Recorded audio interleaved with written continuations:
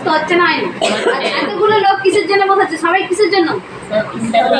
ঈশ্বরের আশীর্বাদ পেয়েছি, তাই এসে ঈশ্বরের কাছে এসে বসে আছি, তাই তো? হালেলুয়া।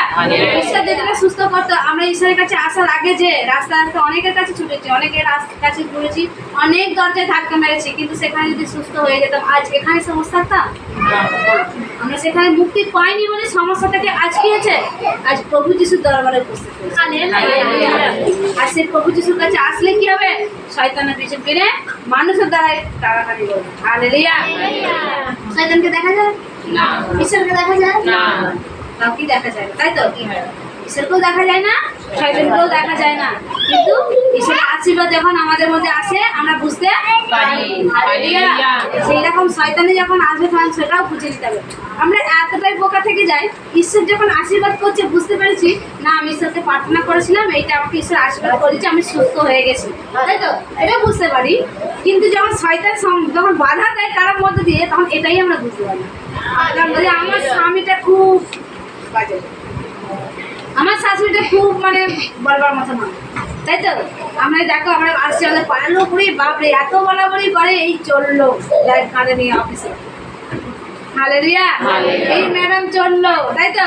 এরা কি পায় যিশুতে গিয়ে যিশু যিশু করে, তো লোকের নিন্দে তার না ভালো লাগে।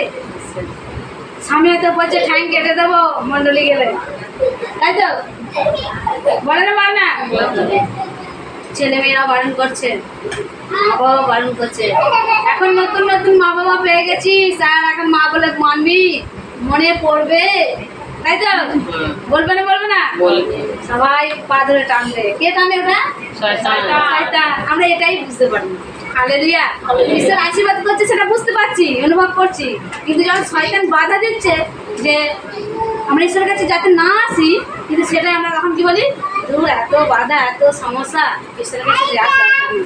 কে স্বামীর গালাগালি শুনবে বলতো? কে পাড়ার লোকের নিতে কামনা শুনবে? আমি খুব ভালো মেয়ে ছেলে, কিন্তু আমাকে পাড়ার লোক বাজে বলে। এত নিন্দে কারণে শোনা যায়? ঘরের খাবো, পরের কথা শুনবো, ঈশ্বরের কাছে আর দরকার নেই, তাই তো? সমস্যা বাধাটা কে দেয়? শয়তান দিচ্ছে। কেন? আমরা ঈশ্বরের কাছে এসে যে সুন্দর থাকবো, হ্যাপি থাকবো, আজ কি শয়তান কখনো সহ্য করতে পারছে? পারে না। শয়তান চাই সর্বসময় আজ কোমরের ব্যথা, কাল পেটে ব্যথা, কাল লিভারের সমস্যা, কাল হচ্ছে মাথার সমস্যা। আজ কি প্রত্যেকটা সন্তান সমস্যা নিয়ে এসে উপস্থিত হয়েছিল না হয়নি? তখন এবার ঈশ্বরের কাছে বিশ্বাস করাতে প্রার্থনা করে ঈশ্বর আশীর্বাদ করে দিয়েছে, তখনই এবার শয়তান কি করছে? বাধা দিচ্ছে, চাকরি করছে, নানা রকম দিচ্ছে। তখন আমরা কি করছি? পিছিয়ে পড়ছি। কি শয়তান, আমরা এটা মনে রাখি না, যিনি ঈশ্বর প্রভু যিশু, ওনাকে যদি শয়তান পরীক্ষা নিতে পারে, আমাদেরকে তো কোন দূরের কথা।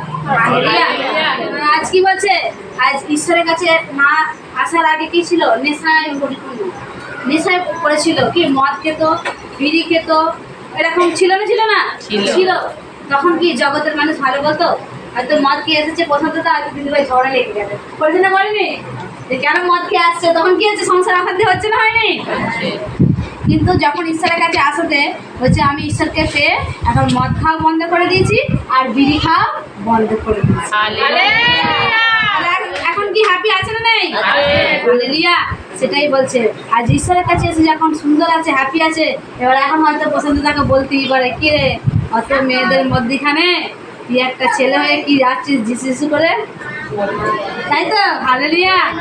শুধু আজ পছন্দ থাকে না, অনেক দাদাভাই কি হয়তো বলতে পারে, অনেক দিদিভাইকেও বলতে পারে, কি রে যিশু যিশু করে কি পাচ্ছিস?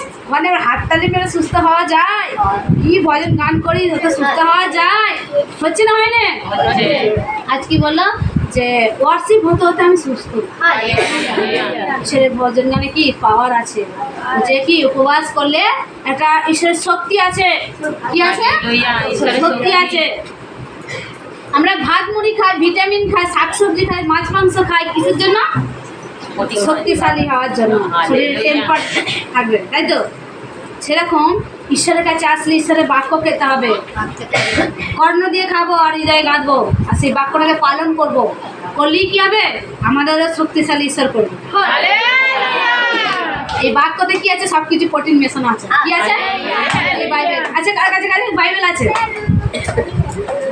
যাদের কাছে বাইবেল আছে খুব ভালো বিষয়।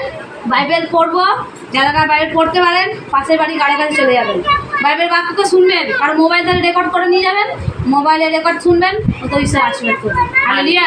আমাদের ইউটিউব চ্যানেল খোলা আছে, পাস্টার বিক্রমশীল কিংবা আত্মিক পরিবার, দুটো চ্যানেল খোলা আছে। আপনারা ইউটিউব চ্যানেলকেও কি ফলো করবেন, ওটাও কি মঙ্গলবার রাত্রে আর লাইভে কি হয়, রাত্রি 8টা থেকে লাইভ হয়। আবার কি অনেক শিক্ষা, অনেক বাক্য, অনেক শর্ট ভিডিও, সাক্ষী, অনেক কিছু ছাড়া আছে, ওগুলো ফলো করবেন। তাহলে আজ কি সেই আমরা কি আস্তে আস্তে কি হব, শক্তিশালী হব, পাওয়ার ঈশ্বর আমাদের মধ্যে দেবেন। হালেলুয়া। সেরকম যেমন মোবাইলে চার্জ দিলে কি হয়, তবে মোবাইল চলে, তাই তো? মোবাইলে চার্জ যদি না থাকে কিছুই কাজ করবে না, সুইচ অফ হয়ে যাবে, পড়ে থাকবে।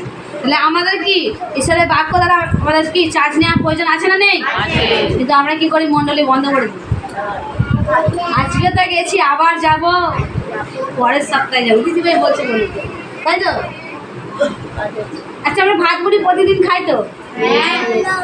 ভাত মুড়ি একদিন না খেলে কি শরীর দুর্বল হয়ে পড়ে, তাই তো? ঈশ্বরের বাক্য যদি খেয়ে থাকেন কিছুই হবে না। হালেলুয়া। ঈশ্বরের প্রশংসা হোক। সেরকম একটা সাক্ষী বলি, এই আগের বারে হচ্ছে এরকম কি হচ্ছিল, ফাস্টিং চলছিল, তাই তো? যে 3 দিনের করে ফাস্টিং, 24 ঘন্টা, যে 24 ঘন্টা পারবে, কেউ 6 ঘন্টা, কেউ 12 ঘন্টা, এরকম, তাই তো? এরকম আমাদের মধ্যে কী ছিল, 24 ঘন্টা ফাস্টিং ছিল। আমরা রাজহাটি সোমবারে ক্লোজ করেছি, তো এরকম ফাস্টিং ছিল। তো ঈশ্বরের প্রশংসা হোক, সকালে শুনবো। হালেলুয়া।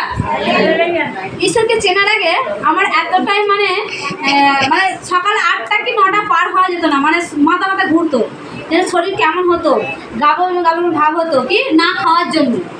ফাস্টিং মোটে করতে পারতাম না, তবু জগৎ ব্যবস্থা অনেক ফাস্টিং করেছি, কিন্তু আমার শরীর দুর্বল হয়ে পড়েছে। মানে এতটাই, হয়তো কখনো বমি করতে শুরু করেছি, কোনো অনেক শরীর দুর্বল হয়ে পড়েছে, আমি উঠতে পারিনি, হয়তো মাথার যন্ত্রণা হচ্ছে, এরকম হয়েছে। তো ঈশ্বরের কাছে আসার পরেও আমার মধ্যে কী হয়, ঈশ্বরকে উপবাস করি, ঈশ্বরের কাছে এসে উপবাস করাতে দিয়েছে, বাড়িতে বেশ কাছে উপবাসে গেছি, খুব ভালো স্যারের বাড়িতে।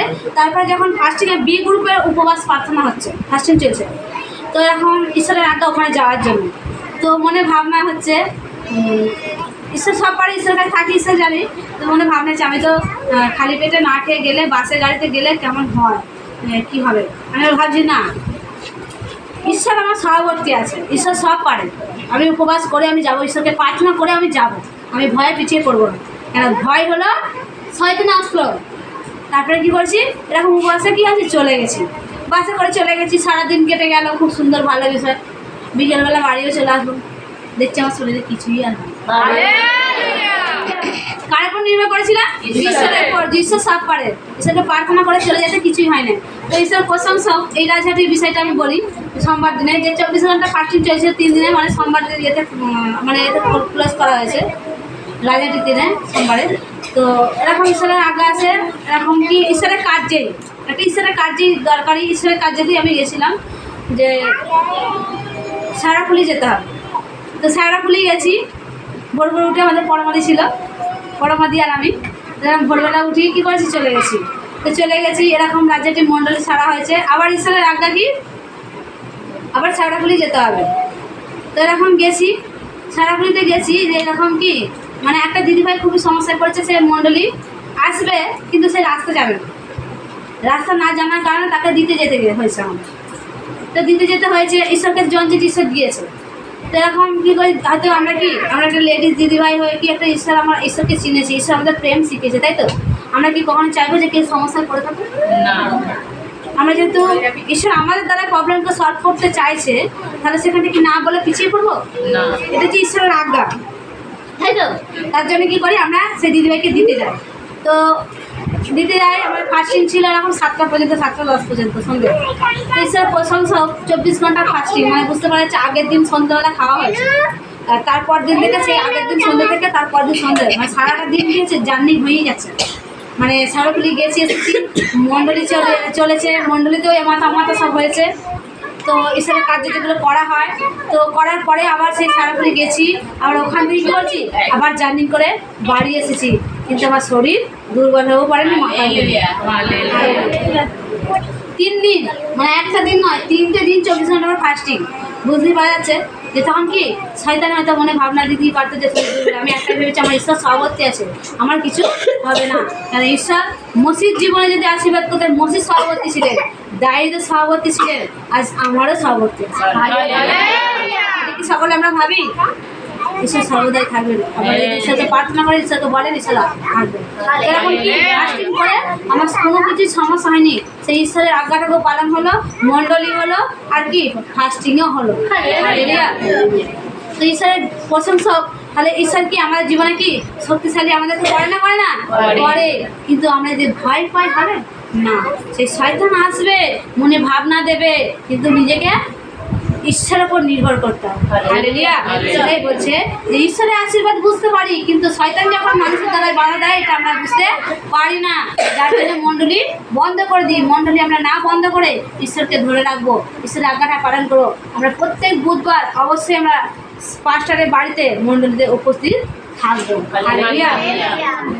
মণ্ডলীটা কাদের জন্য?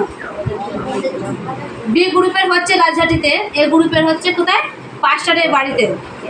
আমরা তো চলে যাই বি গ্রুপেতে, মণ্ডলী তো নাও হতে পারে, কিন্তু কাদের জন্য হয়? আমাদের জন্য, সকলের জন্য। তাহলে আপনারা যদি না আসেন, মণ্ডলীতে কাদেরকে নিয়ে হবে? আপনাদের জন্যই তো ঈশ্বর, এই যেমন আজকে ঈশ্বর মনোনীত করছে, সকলকে ইনভাইট করা হয়েছে ঈশ্বরের কাছে। আপনারা যদি না আসতেন, তাহলে সেখানে কি ঈশ্বর তো আপনাদের জন্য আশীর্বাদ দেওয়ার জন্য বসে আছে।